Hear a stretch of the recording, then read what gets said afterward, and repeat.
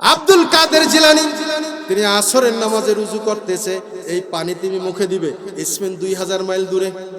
দৃশ্যটা তার এই পানির ভিতরে ভেসে আসলো, নামাজ পড়লো।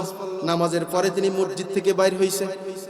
বাইর হওয়ার পরে তার খাদেম বলল, হুজুর আজকে আপনি উজুর ভিতরে ছেলে মানসিকতা কেন করলেন? কি ছেলে মানসিকতা করলাম হুজুর? আপনি কুলির পানিটা কেন উপরের দিকে মারলেন? আপনি যে কাজটা করছেন এটা তো বাচ্চাদের কাজ, ছেলেদের কাজ। আব্দুল কাদের জিলানী বলেন, বাবা আমি পানি তো উপরে মারি নাই, আমি পানি মারছি 2000 মাইল দূরে স্পেনে। আরো আস্তে, আরো আস্তে, আরো আস্তে। আমি পানি মারছি 2000 মাইল দূরে স্পেনে। হুজুর এটা কি বলেন? কয় 2000 মাইল দূরে স্পেনে। এই স্পেনে ইমাম আন্দালুসি, তিনি একজন মুহাদ্দিস, কর্ডোবা ইউনিভার্সিটির প্রফেসর, মুহাদ্দিস লেকচারার। তিনি এই দিক যায়, কিন্তু দেখতে দেখতে দেখতে দেখতে ওই মেয়েটা আমার ভালো লেগে গেল। এই ভালো লাগা থেকে ভালোবাসা, ভালোবাসা থেকে বিয়ের প্রস্তাব। সকলে বলে নাউজুবিল্লাহ, আরো জোরে বলে নাউজুবিল্লাহ। ইমাম আন্দালুসি দেখতেছি তিনি একজন বড় মুহাদ্দিস, উনি যদি ইসলাম থেকে খারেজ হয়ে যায়, বাইর হয়ে যায়, ইসলামের কোনো ক্ষতি হবে না, তবে মানুষ বিতর্কিত করবে, ফিতনা সৃষ্টি হবে। কি হবে? ফিতনা সৃষ্টি হবে। এই জন্য আমি দেখতেছি ইমাম আন্দালুসি তিনি খ্রিস্টান হয়ে যাচ্ছেন। এই জন্য আমি এইখান থেকে বাগদাদ থেকে পানিটা তার কাছে মারলাম। তাফসিরের কিতাবের ভিতরে আসছে, ইতিহাসে আসছে, ইমাম আন্দালুসি বলছেন ওই দিন আব্দুল কাদের জিলানী আসরের যে কুলির পানিটা মারছে, ইমাম আন্দালুসি বলেন ওই পানিটা 2000 মাইল দূরে স্পেনে এসে আমার থোতার উপরে পড়ছে। সুবহানাল্লাহ, আরো জোরে বলি সুবহানাল্লাহ। ইমাম আন্দালুসি তিনি এই খ্রিস্টান মেয়েকে বিবাহ করার জন্য তিনি ইসলাম থেকে বাইর হয়ে গেছেন। তিনি বাইর হইতেছেন, খ্রিস্টান পাদ্রী বলছে তুমি যদি আমার মেয়েকে বিবাহ করো। খ্রিস্টানরা মুসলমানদেরকে খ্রিস্টান বানানোর জন্য কোটি কোটি টাকা খরচ করে, এখনো করতেছে। বাড়ি দেয়, গাড়ি দেয়, বহুত কিছু দেয়, নারীও দেয়। বাবাজি তুমি যদি আমার এই কন্যাকে বিবাহ করতে চাও, বয়স ব্যবধান অনেক, কোনো সমস্যা নাই, তবে তোমার ইসলামকে ছাড়তে হবে। তিনি ওই মেয়ের প্রেমে পড়িয়া ইমাম আন্দালুসি তিনি ইসলাম থেকে খারেজ হয়ে যাইয়া তিনি ওই খ্রিস্টান মেয়েকে বিবাহ করার জন্য তিনি প্রস্তুত।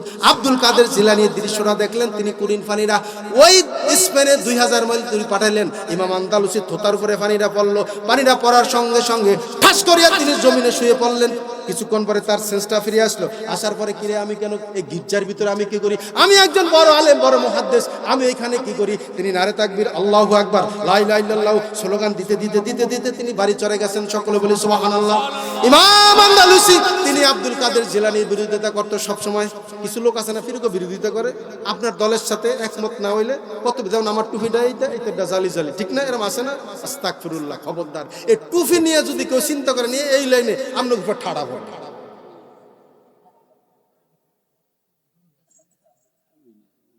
ইমাম আন্দালুসি তিনি 1 মাস মতান্তরে, 1.5 মাস মতান্তরে, 2 মাস তিনি স্পেন থেকে তিনি বাগদাদে আসলেন। আসার পরে আব্দুল কাদের জিলানীর হাতে হাত দিয়া তিনি সিলসিলে কাদরি একজন সালেক হয়ে গেলেন। সকলে বলি সুবহানাল্লাহ, আর জোরে বলি সুবহানাল্লাহ।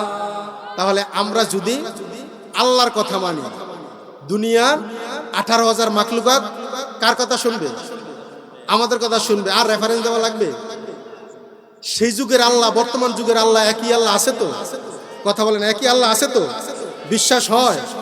মনে হয়তো বিশ্বাস হয়। বিশ্বাস হয়? যদি বিশ্বাস হয়, আরেকটা ছোট্ট কথা বলি। হাসনাই নামে সিদ্দিকী জোনপুরি, উনি মারা গেছেন। দোয়া করি আল্লাহ পাক ওনার কবরকে জান্নাতের বাগান বানিয়ে দেখ। সকলে বলি আল্লাহুম্মা আমিন। হাসনাই নামে সিদ্দিকী তিনি নোয়াখালী খানকা ছিল। এই হুজুরকে পরীক্ষা করার জন্য কিছু লোক আছে না হুজুরকে পিছনে লাগিয়েছে। এই হাসতে নামে সিদ্দিকী তিনি সফরে বের হয়েছে। 1 লাখ জাহেল মুনাফিক বাটফার এই হুজুরকে পরীক্ষা করার জন্য জেতা মানুষকে সাদা কাপড় পরাইয়া শোয়া রাখছে, শোয়া রাখছে। হুজুর হুজরা থেকে বের হয়েছে, তিনি সফরে যাওয়ার পথে ওই লোকজন গিয়ে বলে, হুজুর এই লোকটা মারা গেছে। মারা যাওয়ার আগে বলছে, হুজুর আমি যদি মারা যাই জানার জন্য আপনি পড়ান। হুজুর আপনাকে ওসিয়ত করে গেছেন, জানাজা একটু পড়ান। হাসতে নামে সিদ্দিকী তার সাথে ডাইরেক্ট লাইন কার সাথে? ডাইরেক্ট লাইন কার সাথে? হাসনাই নামে সিদ্দিকী বারবার বললেন, লোকটা কি সত্যি মারা গেছে? বলে হ্যাঁ। তিনি আবার জিজ্ঞাসা করলেন, লোকটা কি মারা গেছে? বলে হ্যাঁ। আবার জিজ্ঞাসা করলেন, লোকটা মারা গেছে? বলে হ্যাঁ। তাহলে জানাজা দেওয়ার জন্য আপনার রেডি হন, কাতার সোজা করুন। হাসনাইন নামে সিদ্দিকী তিনি জানাজা পড়লেন 5 তাকবীরে। কয় তাকবীরে? সবাই বলুন না, কয় তাকবীরে? পাঁচ তাকবীরে তিনি জানাজা পড়লেন। এখন প্রশ্ন আসতে পারে, হুজুর পাঁচ তাকবীর নামাজের পরে হুজুরকে হুজুর জন্ম থেকে এই পর্যন্ত জানাজা পড়লেন চার তাকবীরে। বর্তমান কিছু ফির আছে, বর্তমান জমানায় কিছু নেতা বাইরে হয়েছে, হাইব্রিড নেতা, এরা জানাজার নামাজ না ঈদের নামাজ এইটাই তারা কম্পেয়ার করতে পারে না। এরা বলে কোরআনের রাজনীতি নেই। আমরা খবর দেখি, আমরা তো তাহাজ্জুদও পড়ি, খবরও দেখি, ইনশাআল্লাহ ফজরও জামাতে পড়ি, ইমামতিও করি।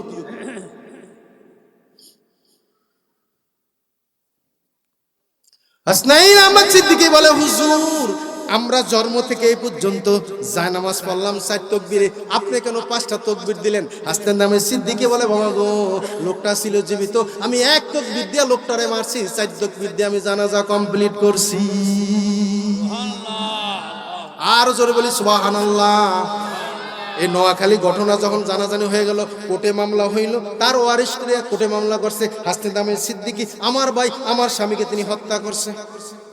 মামলা করলেন, আসামির নামে হাসনাইন আহমদ সিদ্দিকীর নাম দিলেন, তার নামে মামলা হইলো, পুলিশ আইলো, দারোগা হইলো, এসপি আসলো, ওসি আসলো, আসার পরে, হুজুর আপনার বিরুদ্ধে তো একটা মামলা হয়েছে, থানায় ডায়েরি হয়েছে, আপনি নাকি একটা লোকের মারছেন, হত্যা করছেন। হাসনাইন আহমদ সিদ্দিকী বলে, আমি তো বাবা কোনো জীবিত মানুষকে আমি মারি নাই, কোনো মানুষকে মারি নাই, আমি তো একটা শুয়ার মারছি। কি মারছি? সবে বলে না কি মারছি? আমি কোনো মানুষ মারি নাই, আমি তো শুয়ার মারছি। ইতিহাস সাক্ষী, মানুষজন কবরটা খুঁজেছে, কবরের ভিতরে যাইয়া দেখে কবরের মাটি সব সরাইছে, সরানোর পরে দেখে সাদা কাপড়ের ভিতরে একটা শুয়ার শুয়ে রয়েছে। কি শুয়ে রয়েছে? সব বলে না কি শুয়ে রয়েছে? শুয়ার শুয়ে রয়েছে। তাহলে হাসনাইন আহমদ সিদ্দিকী তাগুদের অনুসরণ করছে না আল্লাহর অনুসরণ করছে? সবল না কার অনুসরণ করছে? হাসনাইন আহমদ সিদ্দিকী। আমি প্র্যাকটিক্যাল ছাড়া কোনো কথা আমি বলি না। রানিং ইনজো আমি মাহফিল করতে গেছি, এই বাবার বয়সী একজন লোক বলে, ইব্রাহিম গঙ্গাপুরি মাহফিল তো করবা ঠিক আছে, হাসনাইন আহমদ সিদ্দিকী আসবে, আপনি তো তার আগে দীর্ঘক্ষণ আলোচনা করবেন। শোনেন, আপনাকে আমি একটা প্র্যাকটিক্যাল ওয়াজ দিয়ে দেই, তাতে আপনার কথাটা বলতে সুবিধা হবে। খোদার কসম করে বলি, লোকটা এখনো জীবিত আছে। এই লোকটা আমাকে বলতেছে, ইব্রাহিম গঙ্গাপুরি শোনেন, এই জন্য বন্যা হয়েছে, সিডর হইল না আইলা, সিডর হয়েছে না, সিডর 2007 মনে হয় না, কি বুঝলেন, 2007 সিডর হয়েছে। এই সিডরে বাবা আমার ঘরটা ভেঙে গেছে, আমার ঘরটা ভেঙে গেছে বাতাসে, কিন্তু আমার ঘরে ঠিক করা তো লাগবে, ঠিক করা লাগবে না? মিস্ত্রি লইছি 6 জন। কয়জন?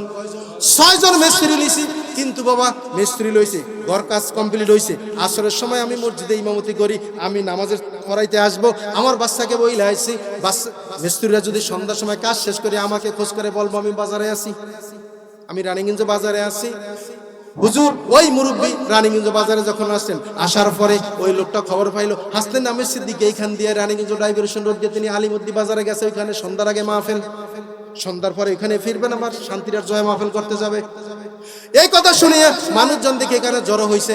আমিও মাগরিব নামাজ পড়িয়া এখানে দাঁড়িয়ে আছি, হাসনাইন আহমদ সিদ্দিকী হুজুরে আসবো, তার সাথে একটু মুসাফা করবো, কিন্তু ওই দিক দিয়ে আবার কলজা জ্বলে, আজকে 6 জন মিস্ত্রির টাকা দিব কোথা থেকে? ওই মুরব্বী বলতেছে এখনো বেঁচে আছে বাবা। ওই লোকটা বলতেছে লোকজন যায় ওইখানে জড়ো হয়েছে রানীগঞ্জ ডাইভারশন রোডে, আমিও যে দাঁড়ালাম, কিছুক্ষণ পরে দেখি হাসনাইন আহমদ সিদ্দিকী ওই দিক থেকে আসতেছে। হুজুরে গাড়িটা থামাইছে, স্টপ হয়েছে, এই গাড়িটা হুজুরে নামে নাই, কিন্তু হুজুরের চোখে চোখে আমার নজর পড়ছে। আমি হুজুরকে ভালোবাসি, মহব্বত করি। হুজুরের দৃষ্টিতে আমার দৃষ্টি হুজুরের সাথে আই কন্টাক্ট হইছে। হুজুরের গাড়ি থেকে নামছে, সবার সঙ্গে মুসাফা করলো, কথাবার্তা বললো, দোয়া নিল, পানি ফরা নিল। সর্বশেষ হুজুরে আমার কাছে আসলো, আমি আগে গেলাম, হুজুরের সাথে আমি মুসাফা করলাম। মুসাফা করার পরে হুজুরে আমার সাথে মুসাফা করিয়া আমার হাতটা এইভাবে চাপ দিলেন, চাপ দিয়া আমার মনে হলো আমার হাতের ভিতরে কি যেন, আমি ওটা পকেটে রাখলাম। হুজুরে গাড়ির ভিতরে আসলো, হুজুরে গাড়িতে উঠলো, হুজুরে যাইতেছে। আমার চক্ষু দৃষ্টিতে আমি যত দূর পর্যন্ত গেছি আমি হুজুরের দিকে তাকিয়ে রইলাম। জোরে কন্যা সুবহানাল্লাহ।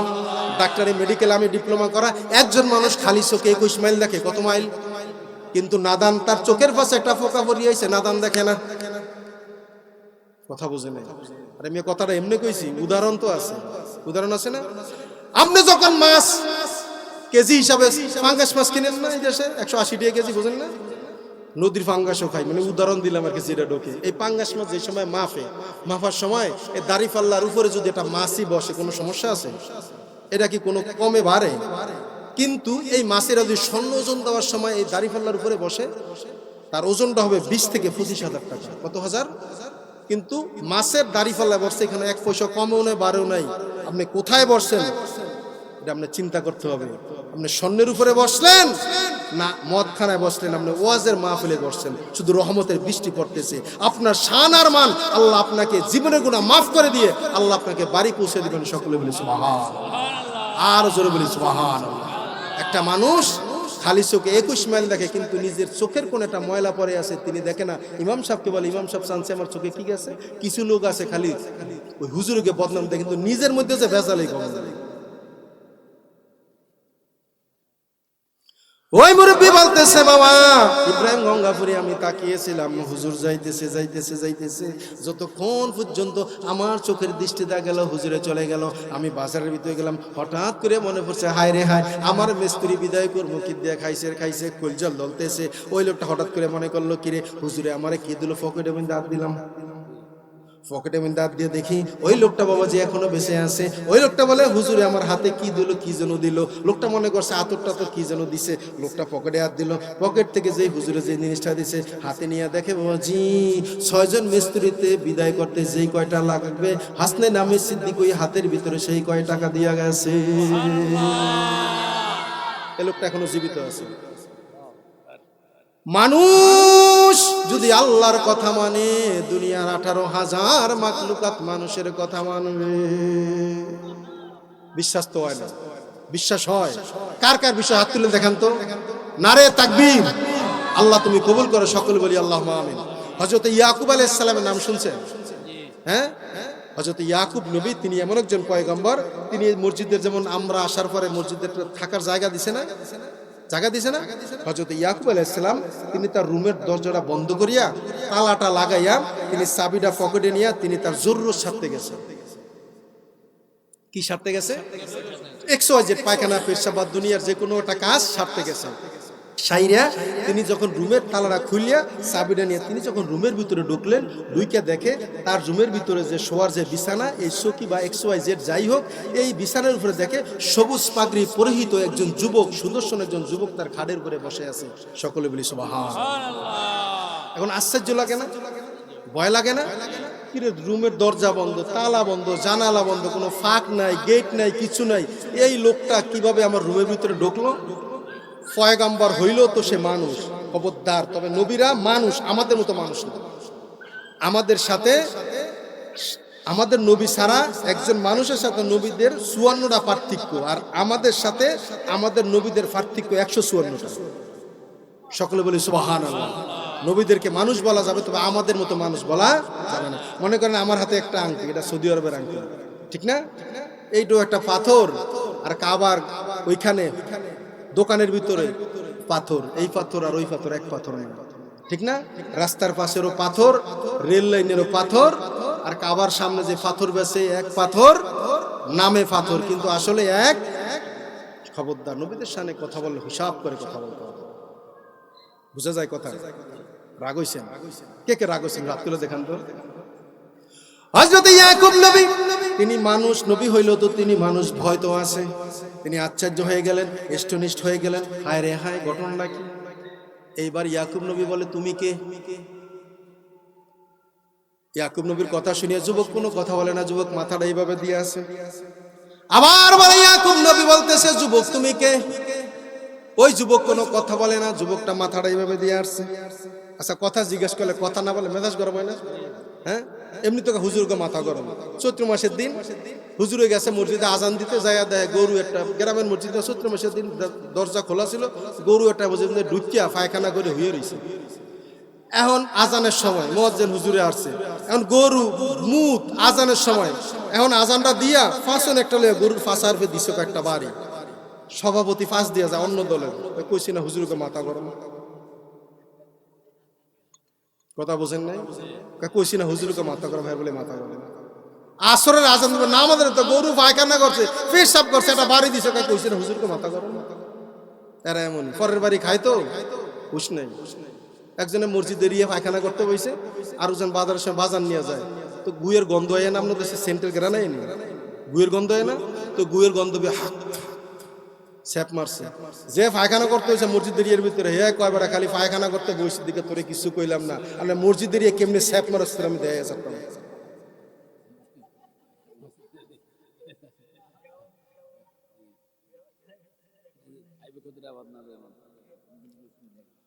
হযরতে ইয়াকুব নবী দুইবার জিজ্ঞাসা করলেন আপনি তুমি কে? যুবক কোনো কথা বলে না। আবার প্রশ্ন করলেন তুমি কে? এবার যুবক কোনো কথা বলে না। এইবার ধমক দিয়ে বলেন যুবক তুমি কথা বলো না কেন? তুমি আমাকে চেনো নাকি? আমি ইয়াকুব নিজে পয়গম্বর, আমার বাবা পয়গম্বর, আমার দাদা পয়গম্বর, আমার ছেলে ইউসুফ পয়গম্বর। তুমি কেন কথা বলো না? তুমি আমার প্রশ্নের উত্তর কেন দাও না? তুমি আমাকে চিনো নাকি আমি কে?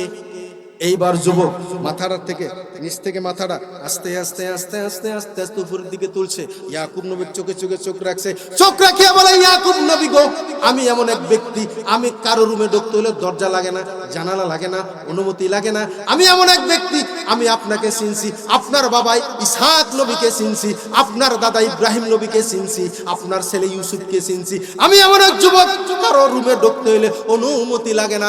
আমি হইলাম মালাকাল মউত আজরাইল। আমি কে? সবাই বলুন না আমি কে? আমি হইলাম মালাকাল মউত আজরাইল। এইবার ইয়াকুব নবী এই কথা শোনার পরে তিনি এষ্টনিষ্ঠ হয়ে গেলেন, আশ্চর্য হয়ে গেলেন, ভয় পেয়ে গেলেন। ভয় পাওয়ারই তো কথা নাকি? ভয় পাওয়ার কথা না? নবী হলো তো মানুষ, ভয় তো পাওয়ার কথা। আর নবীরা তো একদিন ইন্তেকাল করবে, স্থান পরিবর্তন করবে, এটা তো স্বাভাবিক। হযরত ইয়াকুব নবী যখন শুনলেন মালাকাল মউত আজরাইল, হযরত ইয়াকুব আলাইহিস সালাম এষ্টনিষ্ঠ হয়ে গেলেন, আশ্চর্য হয়ে গেলেন। বললেন মালাকাল মউত আজরাইল, হ্যাঁ আজরাইল, তোমার সঙ্গে আমার এর পূর্বে কয়বার সাক্ষাৎ হয়েছে? বলছে তিনবার। কয়বার?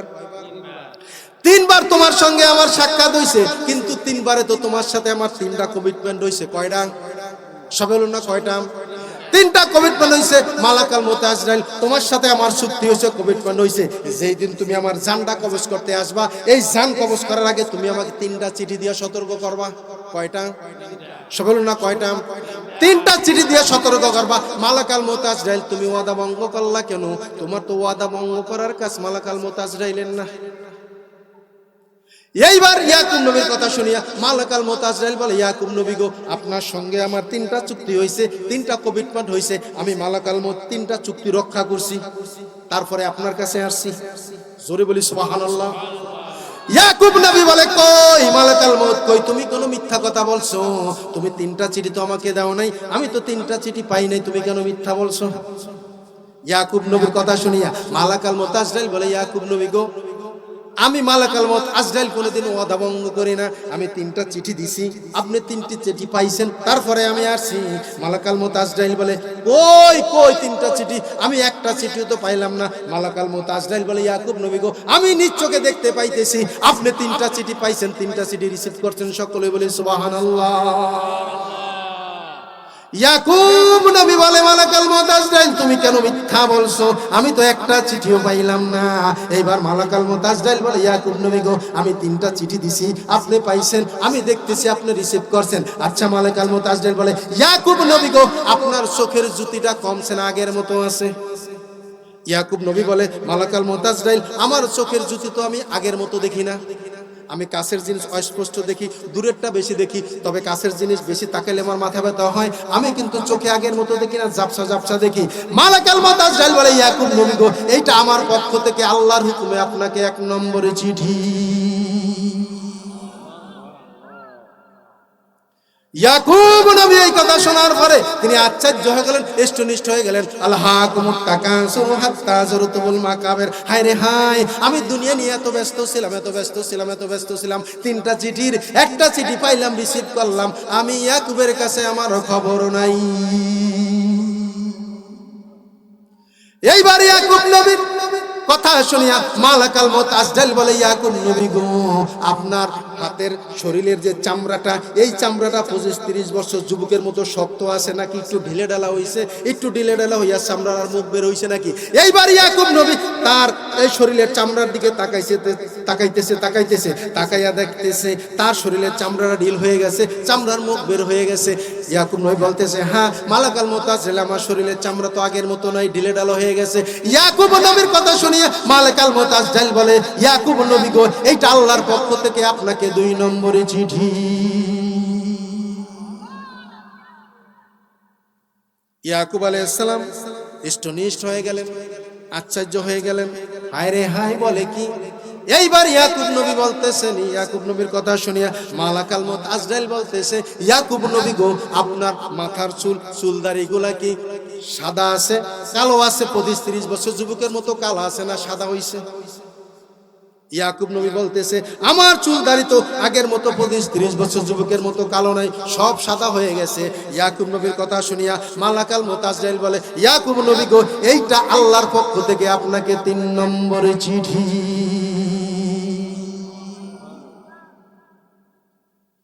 3টা চিঠি আমরা পাইছি কি পাই নাই? পাইছি কি পাই নাই? বাবাজি 3টা চিঠি যদি পেয়ে থাকেন, খোদার কসম করে বলি, রাসূলুল্লাহ বলছেন বাইনা সিতিনা ওয়া সাবিনা, মানুষের হায়াত হবে 60-70 এর মাঝামাঝি। এখানে অনেকের বয়স 52 বছর, স্বাধীনতা 54 বছর হয়েছে, অনেকের 60 বছর, অনেকের 65 বছর। যার 60 বছর হয়েছে বাবাজি, যেই কদিন বেঁচে আছেন বোনাস, যে কোনো সময় ডাক আসতে পারে। এই 3টা চিঠি যারা পেয়েছেন আল্লাহকে দেখাবেন অন্তরে। আমাকে দেখারও দরকার নাই, খতিব সাহেবকে দেখানো দরকার নাই, মসজিদের সভাপতিকে দেখানোর দরকার নাই, সহসভাপতিকে দেখানো দরকার নেই। দেখবেন তিনি কে। মানুষ যেটা পারে না সেটা পারে কে? মানুষ যেটা জানে না সেটা জানে কে? মানুষ কিচ্ছু পারে না আল্লাহ ছাড়া, আল্লাহ সব পারে মানুষ ছাড়া। এই 3টা চিঠি যারা পেয়েছেন আজকে থেকে অঙ্গীকার করবো, আল্লাহ গো, জিন্দেগিতে যতদিন বেঁচে আছি আল্লাহ, কোনোদিন তোমার কোরআনের বিপক্ষে আমরা যাইব না। কথাটা মনে মনে রাখবেন, কবুল করবেন। তিনি কে? হযরত ইব্রাহিম আলাইহিস সালামের আগুনের কুণ্ডে ফালাইছে না? 7 মাইল দূরে ব্যাং আর কাকরাইশ, 7 মাইল দূরে। ব্যাং বলতেছে, আল্লাহ তোমার বর্তমান জীবনের পয়গম্বরকে নমরুদ আগুনের কুণ্ডে ফালে ফুরিয়ে ফালাইতেছে, আমার যদি শক্তি থাকতো আমি নমরুদের আগুনকে নিভিয়ে দিতাম। এই কথা বললিয়া 7 মাইল দূরে ব্যাংটা নমরুদের আগুনের দিকে ফাঁসারা দিয়ে ঠুস করে মুক্তি দিয়েছে। আছে ব্যাঙের এই পেশাব 1 ইঞ্চি আইছে, কথা বলেন 1 ইঞ্চি আসছে, কিন্তু অন্তরটা দেখছেন কে? ইন্নামা আমালু বিন্নিয়াত, তার নিয়তটা ছিল কি? ইব্রাহিম আলাইহিস সালামের আমার আল্লাহ এই ব্যাঙের এই যে চিন্তাটা আমার আল্লাহ এত পছন্দ করছে, কিয়ামত পর্যন্ত ব্যাঙের পেশাবকে আল্লাহ পবিত্র ঘোষণা দিয়েছেন। নামাজ পড়তে আসছেন, এশারের নামাজ পড়তে আসছেন, ফজরের নামাজ পড়তে আসছেন, ব্যাঙে ঠুস করিয়া জামাই কাপড়ে মুইতে দিছে, আপনার কোনো চিন্তা নাই, ওই প্রসাব নিয়ে আপনি নামাজ পড়েন, কাম হয়ে যাবে, কবুল হয়ে যাবে। আর কাকরাইশ 7000 মাইল দূরে, 700 মাইল দূরে, এই কাকরাইশ 700 মাইল দূরে। এই কাকরাইশ বলতেছে নমরুদের আগুন যেন বেশি করিয়া পড়ে, তাড়াতাড়ি ইব্রাহিমকে যেন ফুরিয়া শেষ করিয়া যায়, এই জন্য তিনি 7 মাইল দূর থেকে ফু দিছে। আচ্ছা বলেন তো, কাকরাইশের ফু 7 ইঞ্চি আইছে নাকি? আইছে? আল্লাহ দেখছে কি? আমার আল্লাহ কাকরাইশের অন্তরটা দেখছে। কিয়ামত পর্যন্ত আল্লাহ শরীয়ত দিছে, কাকরাইশ মারতে পারলে একটা সুন্নতের সওয়াব। একটা সুন্নত কেমন সওয়াব? হযরত হানজালার মতো 100 শহীদের গলা কাটা সওয়াব। আর জোরে বলি সুবহানাল্লাহ, আর জোরে বলি সুবহানাল্লাহ। খুশি না বেজার?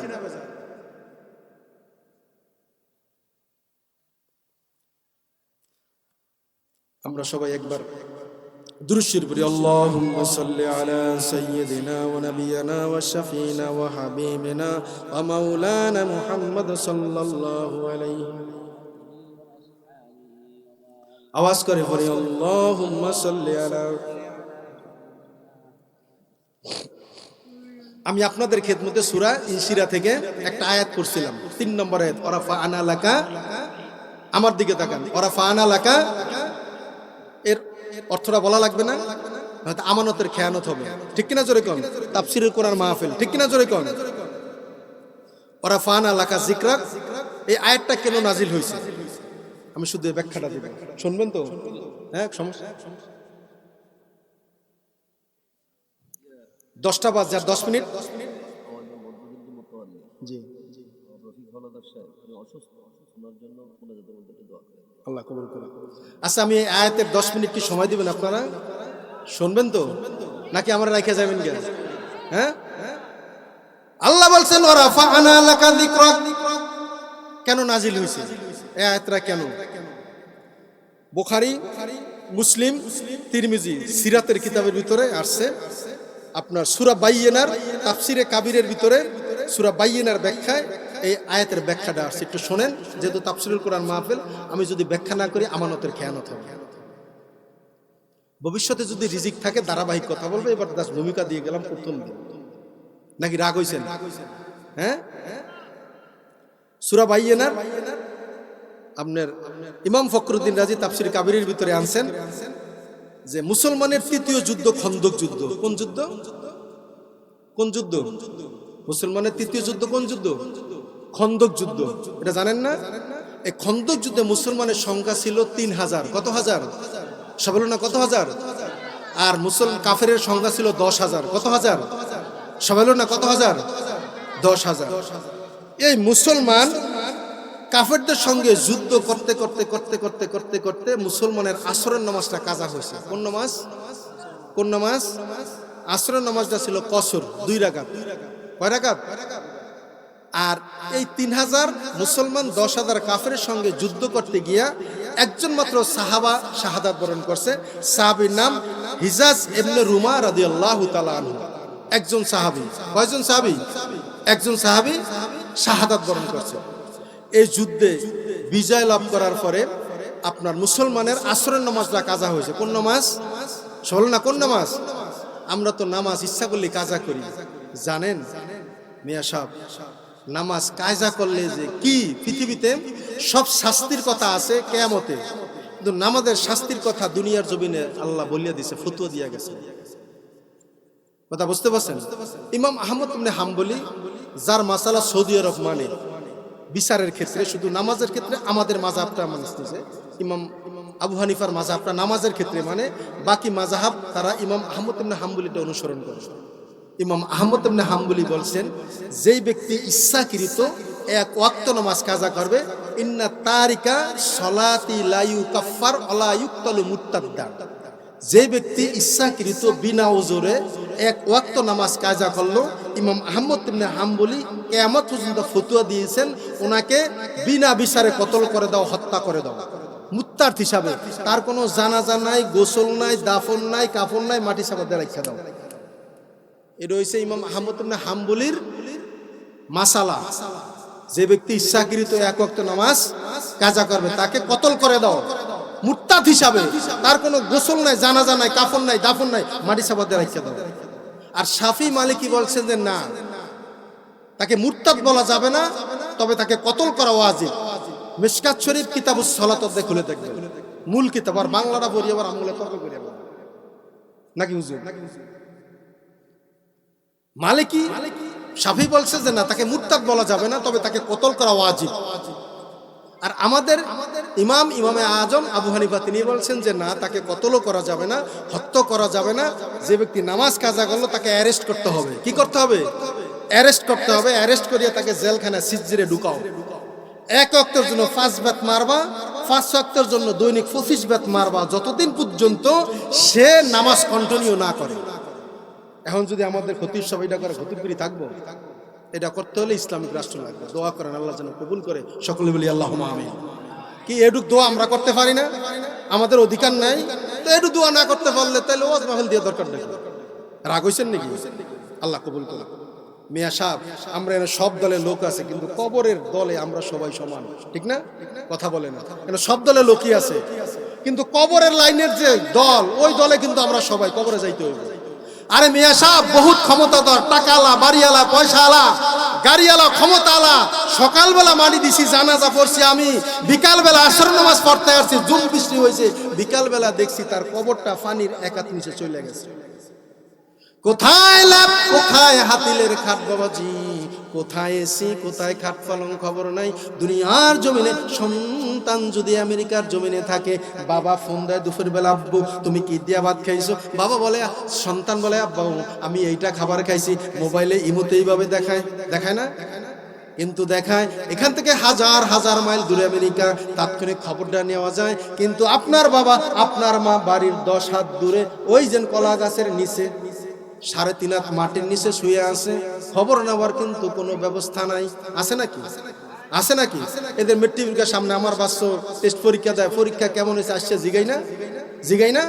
কিন্তু বাবা যে মারা গেল, ফোন দিয়ে কি একবার জিজ্ঞেসেন, বাবা আপনি কি 3টা প্রশ্নের উত্তর দিতে পারছেন? জিজ্ঞেস করতে পারছেন? পারছেন? তাহলে এত অহংকার কিসের বাবাজি? তো অহংকার কিসের? সবাই তো আমরা কোরআনের কাছে মাথা নত করতে হবে। একটা অক্ষরকে আপনি অস্বীকার করবেন, আপনি ঈমান নিয়ে কবরে যেতে পারবেন।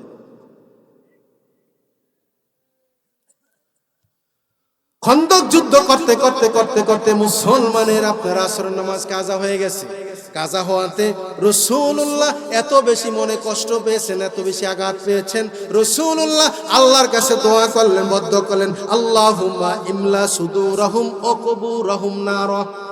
আয় আল্লাহ তাআলা, যেই কাফেরদের সাথে যুদ্ধ করতে গিয়া আমার আসরের নামাজটা কাজা হয়ে গেছে, আল্লাহ তুমি ওই সমস্ত কাফেরের সিনা আর কবরকে আল্লাহ তুমি জাহান্নামের আগুন দিয়া ভরপুর করে দাও। আল্লাহ দোয়া করলেন, আল্লাহুম্মা ইমলা সুদুরহুম ওয়া কুবুরহুম নার। আল্লাহ, যে কাফেরদের সাথে যুদ্ধ করতে গিয়া আমার আসরের নামাজটা কাজা হয়েছে, আল্লাহ তুমি ওই সমস্ত কাফেরের সিনা আর কবরকে আল্লাহ তুমি জাহান্নামের আগুন দিয়ে ভরপুর করে দাও। সকলে বলে সুবহান। আমার আল্লাহ রাসূলুল্লাহর এই দোয়া করার কারণে আমার আল্লাহ এত খুশি হয়ে গেলেন। কেমন তারা খুশি? আমার বন্ধু মুহাম্মদ সাল্লাল্লাহু আলাইহি ওয়াসাল্লাম খন্দক যুদ্ধ, মুসলমান মাত্র 3000, কাফেররা 10,000। মৃত্যুর ফেলা, মৃত্যুর রশি, ফাঁসির রশি গলায় নিয়ে যুদ্ধ করতেছে, যুদ্ধ করতেছে করতেছে করতেছে মুসলমান বিজয় লাভ করছে যুদ্ধক্ষেত্রে। মৃত্যুর ফেলা তাদের ঘাড়ের উপরে। তারপরে কিন্তু আমার বন্ধু আল্লাহর হককে বলে নাই, আল্লাহর হকের প্রাধান্য দিছে। সকলে বলি সুবহানাল্লাহ। আমার আল্লাহ, আমার আল্লাহ এত বেশি খুশি হয়ে গেলেন, সাথে সাথে হযরত জিবরাইল আলাইহিস সালামের মাধ্যমে তিনি সংবাদ পাঠিয়ে দিলেন, ওরাফা আনা লাকা যিকরাক। বন্ধু, আপনি বিপদের সময় জিহাদের ময়দানে, যুদ্ধের ময়দানে কাফেরদের সঙ্গে আপনি যুদ্ধ করতেছেন, জিহাদ করতেছেন। মৃত্যু আপনাদের সামনে, যুদ্ধ করতে গিয়া আপনার আসরের নামাজ কাজা হয়েছে। আপনি আসরের নামাজ কাজা হওয়াতে আপনি মনে কষ্ট পেয়েছেন, আপনি নিজের হককে প্রাধান্য দেন নাই, আপনি আল্লাহর হককে প্রাধান্য দিয়েছেন। বন্ধু, বিনিময়ে আমি আল্লাহ ওরাফা আনা লাকা যিকরাক, কিয়ামত পর্যন্ত আপনি নবী মুহাম্মদ সাল্লাল্লাহু আলাইহি ওয়াসাল্লামের আলোচনাকে আমি জমিনের উপরে, আসমানের নিচে সর্বশ্রেষ্ঠ আলোচনা হিসাবে ঘোষণা করে দিলাম। আর জোরে বলি সুবহানাল্লাহ।